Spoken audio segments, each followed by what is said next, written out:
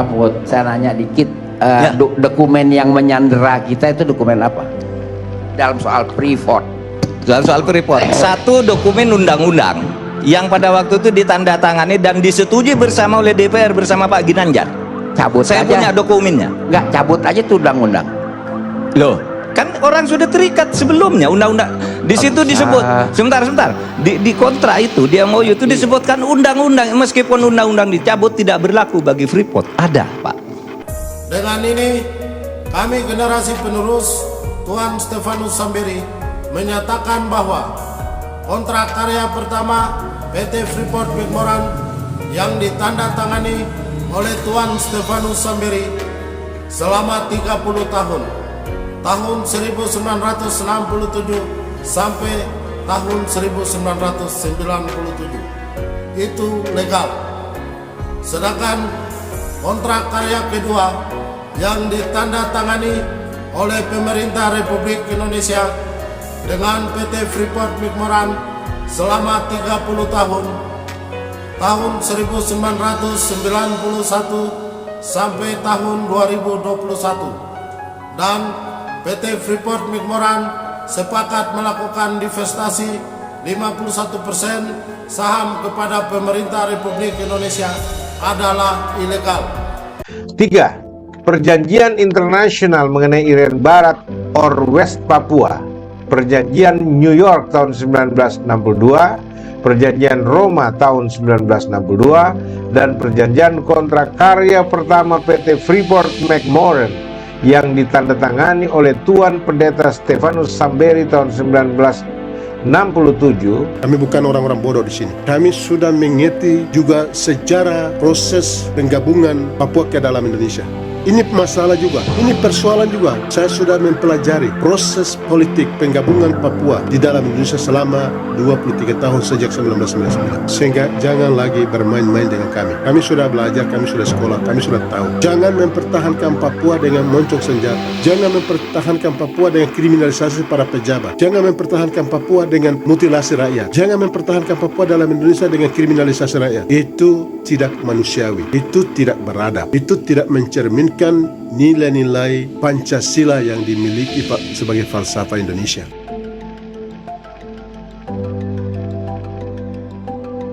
Siapa sebenarnya Tuan Stefanus Samberi?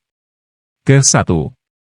Tuan Stefanus Samberi adalah seorang tokoh Irian Barat yang mewakili seluruh rakyat Irian Barat kala itu, yang menandatangani perjanjian kontrak politik dengan pemerintah Indonesia untuk pembangunan Irian Barat meliputi bidang pendidikan, bidang kesehatan, dan bidang ekonomi rakyat Irian Barat selama 30 tahun, yaitu sejak tahun 1967 hingga 1997 yang dituangkan di dalam perjanjian New York tahun 1962 sebagai bentuk ratifikasi yang dibingkai dan dipetakan di dalam Negara Kesatuan Republik Indonesia sesuai perjanjian internasional. Kedua, Tuan Stefanus Samberi sebagai seorang tokoh gereja dan veteran kala itu. Ketiga, Tuan Stefanus Samberi sebagai JLI atau Junior Labor Inspector di dalam pemerintahan UNT, PBB, di Irian Barat dan diberikan kuasa penuh oleh PBB dengan memiliki kartu PBB yang sah secara hukum internasional, dengan nomor 206 yang diberikan langsung oleh Wakil Sekretaris Jenderal PBB Ortiz Sanz pada tahun 1962 dengan dasar perjanjian internasional. Keempat, Tuan Stefanus Samberi sebagai tokoh Irian Barat yang mewakili seluruh rakyat Irian Barat, yang menandatangani perjanjian kontrak karya pertama PT Freeport McMoran selama 30 tahun, 1967 sampai ada tahun 1997 untuk biaya pembangunan Irian Barat. Kelima, Tuan Stefanus Samberi sebagai tokoh Irian Barat yang menjadi jembatan politik Irian saat diintegrasi dan menjadi ketua Gerakan Merah Putih Irian Barat pada tahun 1968. Keenam, Tuan Stefanus Samberi sebagai tokoh Irian Barat yang diutus oleh pemerintah Indonesia atas nama Gerakan Merah Putih Irian Barat ke negeri Belanda untuk berunding dengan pemerintah kerajaan Belanda terkait penentuan nasib sendiri agar dirubah dengan sebutan penentuan pendapat rakyat yang kemudian disetujui 100% oleh pemerintah kerajaan Belanda pada bulan Januari tahun 1969. Ketujuh, Tuan Stefanus Samberi sebagai tokoh tonggak sejarah suksesnya pelaksanaan penentuan pendapat rakyat di mana saat itu 1025 orang anggota Dewan Musyawarah Pepera adalah anggota Gerakan Merah Putih Papua Barat, pada saat Pepera di Irian Barat tahun 1969. Awal tahun 1983 Tuan Stefanus Samberi bertemu dengan Presiden Indonesia, almarhum Soeharto, usai bertemu, Pendeta Stefanus Samberi pulang ke Jayapura dengan menggunakan pesawat Garuda. Saat beliau transit di Bandara Sultan Hasanuddin Makassar, Tuan Stefanus Samberi dikabarkan telah meninggal dunia tiba-tiba di saat itu juga. Mirisnya, peti jenazahnya dibungkus dengan bendera merah putih dan dikirim ke Jayapura serta dijaga ketat oleh aparat Tentara Nasional Indonesia dengan menggunakan senjata las panjang. Keluarga besar kami minta untuk peti jenazah dibuka namun tidak diperbolehkan oleh aparat TNI yang pada saat itu berjaga. Sampai dimakamkan secara militer di Taman Makam Pahlawan Jayapura tepatnya di Waina. Kematian Tuan Stefanus Samberi penuh dengan misteri, sampai-sampai pihak keluarga besar suku Serui dan rakyat Papua saat itu tidak pernah diizinkan membuka dan melihat isi dari peti jenazah tersebut hingga hari ini. Semenjak beliau meninggal, nama dari sosok pahlawan kunci politik Papua ini ditutupi oleh pemerintah Indonesia dan perjuangannya pun disembunyikan takdir sejarah Orde Baru. Namun, kali ini beda seperti Irian kala itu, generasi Papua dan khususnya generasi Samberi dari suku Serui hadir membuka fakta-fakta sejarah yang disembunyikan dan meminta pertanggungjawaban negara Indonesia melalui beberapa surat perundingan damai antara pemerintah melalui Presiden Jokowi.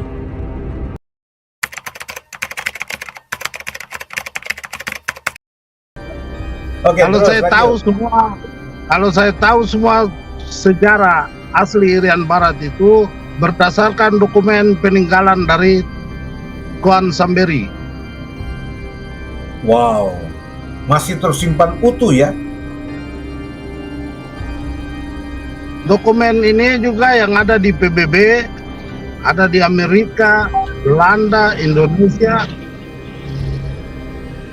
Jadi, dokumen ini Anda yakini, ini kan cuma sebagian dokumen yang saya baca tadi. Kemarin kita buka lebih banyak toh dokumen. Dan dokumen-dokumen ini merupakan file pribadi dari Stefanus Samberi, TT, ya, yang ada di Amerika, ada di PBB, ada di Belanda, ada di file Indonesia. NKRI, pemerintah Indonesia. Anda yakin itu? Ya. Oke. Tapi pertanyaan saya, kenapa NKRI, kenapa pemerintah tidak memunculkan nama TT, Stefanus Samberi, sebagai tokoh utama yang berperan besar sekali untuk menghasilkan Pepra dan mengibarkan bendera merah putih di PBB, ya, dan merah putih di Papua, dan diakui oleh masyarakat dunia lewat keanggotaan PBB 206 waktu itu. Dan saya melihat bahwa Adam Malik sangat menghormati beliau, Amir Mahmud, ya, dan beberapa tokoh-tokoh nasional Indonesia yang terdahulu. Beliau sangat respect. Tapi kenapa kemudian namanya hilang dari sejarah? Apa yang terjadi setahu Anda, Brother Jack? Masalah status politik dan status kepemilikan saham di PT Freeport McMoran. Hal itu yang membuat pemerintah Republik Indonesia menghilangkan nama, dan Tuan Stefanus Samberi pun sampai sekarang masih misteri kematiannya. Prof Mahfud, saya nanya dikit, dokumen yang menyandera kita itu dokumen apa? Dalam soal Freeport. Dalam soal Freeport, satu dokumen undang-undang yang pada waktu itu ditandatangani dan disetujui bersama oleh DPR bersama Pak Ginanjar. Cabut Saya aja. punya dokumennya. Nggak, cabut aja tuh undang-undang. Loh, kan orang sudah terikat sebelumnya undang-undang. Di situ disebut, sebentar. Di kontrak itu, di MOU itu disebutkan undang-undang, meskipun undang-undang dicabut tidak berlaku bagi Freeport. Ada, Pak. Oh, jadi dua hal ini yang diduga menjadi alasan kuat kenapa pemerintah Indonesia menenggelamkan nama Stefanus Samberi, menutupi alias menguburkan selama 56 tahun. Yaitu pertama, masalah kepemilikan saham di PT Freeport McMoran yang ditandatangani oleh Stefanus Samberi Ya. Di dalam kontrak karya pertama PT Freeport McMoran itu tidak ada tanda tangannya pemerintah Republik Indonesia maupun perwakilan pemerintah Republik Indonesia yang ada di wilayah Irian Barat, itu gubernur, itu tidak ada tanda tangannya. Karena kalau gubernur itu perwakilan, gubernur pada saat itu Frans Kaisepo itu perwakilan pemerintah Indonesia di sini. Kalau perwakilan negara Irian Barat dan masyarakat Irian Barat itu Samberi, kartu PBB 206 itu. Atas nama Papua Barat, Irian Barat ya.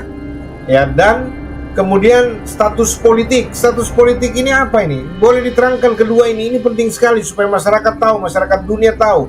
Kenapa sampai begitu rupa pemerintah Indonesia menghilangkan nama Stefanus Samberi dari sejarah Indonesia, yang padahal beliau sudah sangat berarti, beliau sangat berkontribusi positif bagi kemajuan Indonesia, terutama soal pendanaan Indonesia dari hasil Freeport McMoran yang dia tanda tangani bersama dengan PT Freeport McMoran. Tidak ada orang Indonesia yang tanda tangani waktu itu. Waktu itu yang saya lihat naskahnya semua ya, bahwa itu Tuan Stefanus Samberi. Anda bisa terangkan kenapa begitu, Bung? Sabar. Ini perlu jelas ini. Jadi pada waktu itu ini diambang integrasi Papua ke Indonesia ya. Jadi Stefanus Samberi masih mewakili masyarakat West Papua ya, untuk menandatangani PT Freeport McMoran untuk kerjasamanya. Sedangkan di dalam naskah kerjasama kontrak karya pertama itu tidak ada sama sekali orang dari pemerintahan Republik Indonesia atau yang mewakilinya, termasuk Gubernur Frans Kaisepo, tidak ikut menandatangani karena itu belum, dia nggak punya hak di situ ya. Dan jadi kemudian Stefanus Samberi lah yang menandatangani mewakili masyarakat Papua ketika itu yang belum terintegrasi ke Indonesia. Begitu kira-kira. Kalau itu bahasanya Indonesia yang integrasi. Kalau Papua ini, Irian Barat itu negara yang diratifikasi atau diadopsi masuk ke dalam bingkai NKRI melalui perjanjian internasional New York Agreement. New York. Oh, jadi bahasa internasionalnya, bahasa komitmen internasionalnya berdasarkan New York Agreement bahwa Papua itu adalah negara merdeka yang diratifikasi bergabung dengan NKRI. Seperti itu ya. Dasar dekolonisasi ini kan negara. Irian Timur, Irian Barat itu wilayah yang harus dimerdekakan. Ini negara.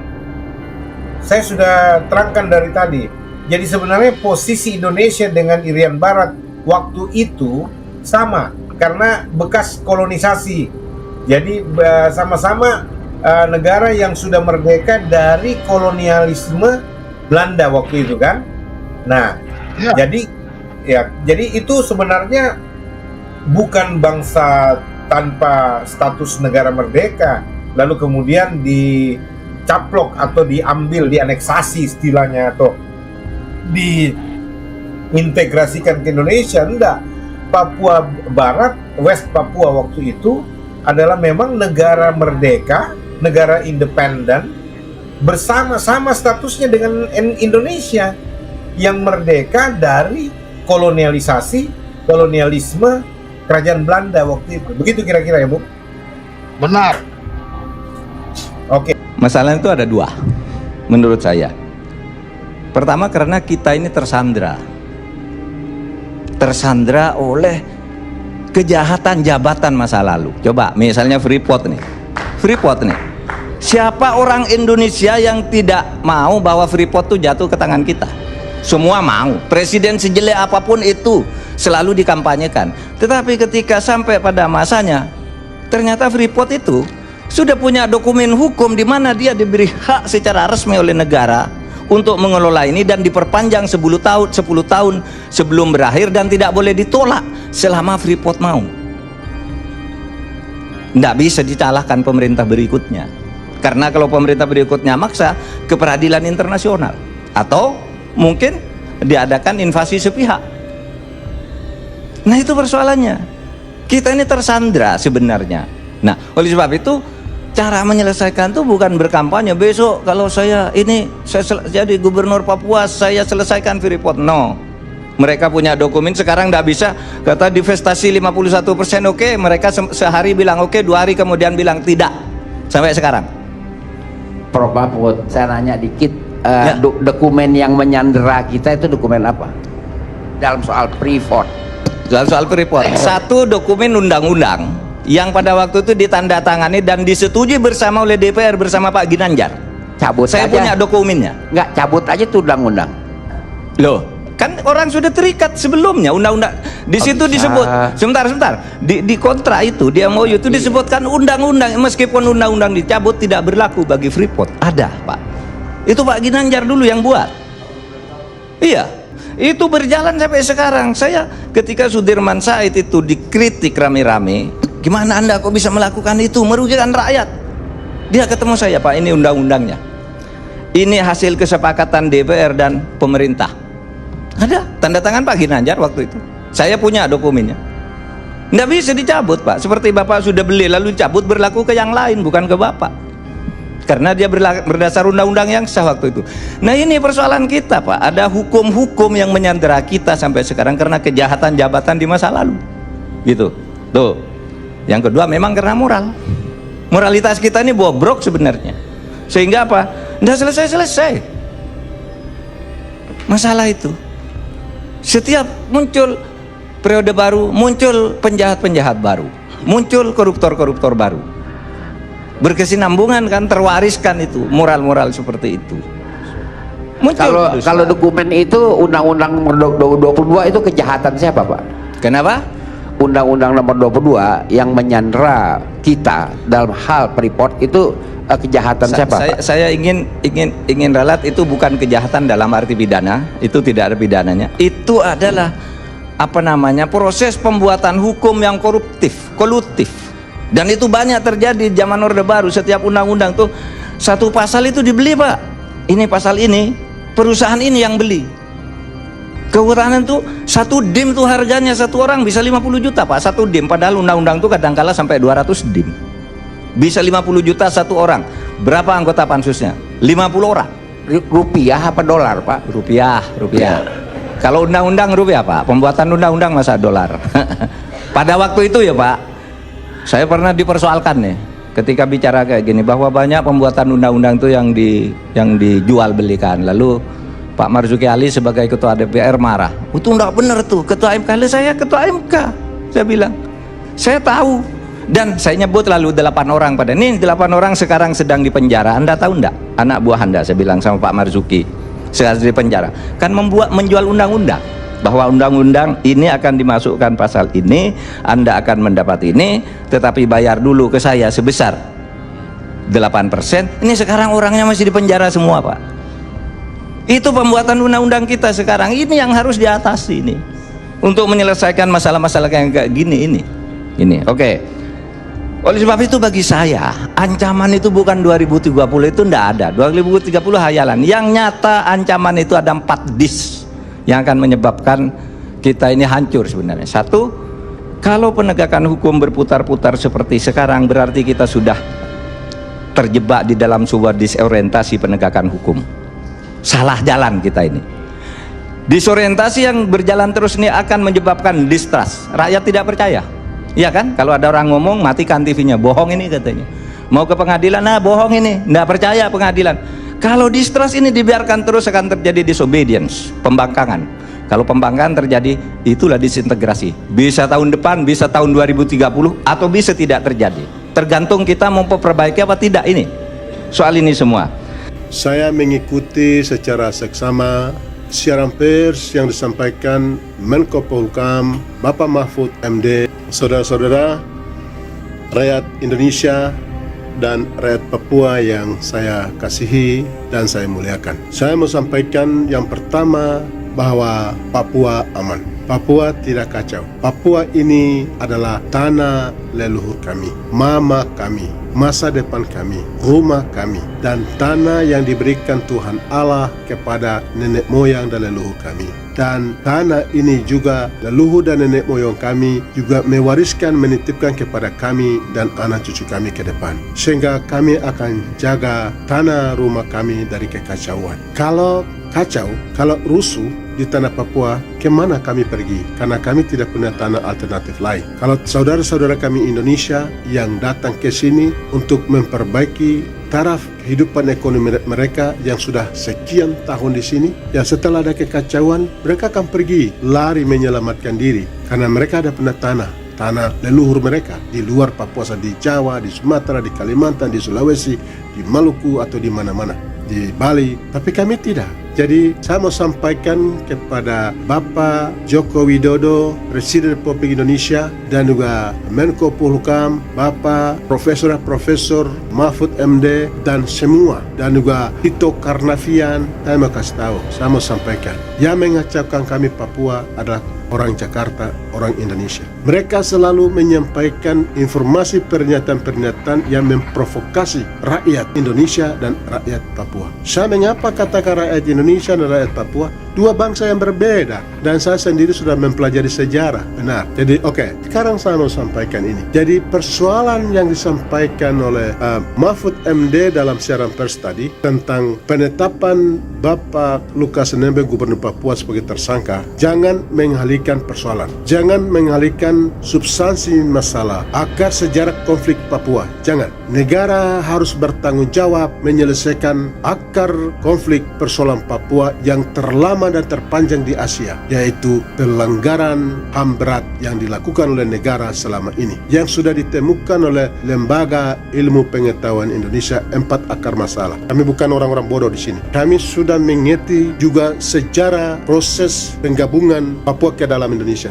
Ini masalah juga, ini persoalan juga. Saya sudah mempelajari proses politik penggabungan Papua di dalam Indonesia selama 23 tahun sejak 1999. Sehingga jangan lagi bermain-main dengan kami. Kami sudah belajar, kami sudah sekolah, kami sudah tahu. Jangan mempertahankan Papua dengan moncong senjata. Jangan mempertahankan Papua dengan kriminalisasi para pejabat. Jangan mempertahankan Papua dengan mutilasi rakyat. Jangan mempertahankan Papua dalam Indonesia dengan kriminalisasi rakyat. Itu tidak manusiawi. Itu tidak beradab. Itu tidak mencerminkan nilai-nilai Pancasila yang dimiliki sebagai falsafah Indonesia. Sampai di sini, saya Pastor Joshua Tewu di Jakarta bersama dengan saudara saya Jeki Papua alias Yakobus D. Samberi mengucapkan terima kasih karena Anda sudah mendengar, dan biarlah kebenaran itu yang berbicara, karena kebenaran itu yang akan memerdekakan kita. Tuhan memberkati kita semua, Tuhan memberkati Indonesia, Tuhan memberkati Papua, masyarakat Irian Barat, keluarga Samberi, Tuhan berkati. Salam sejahtera, Shalom. Shalom.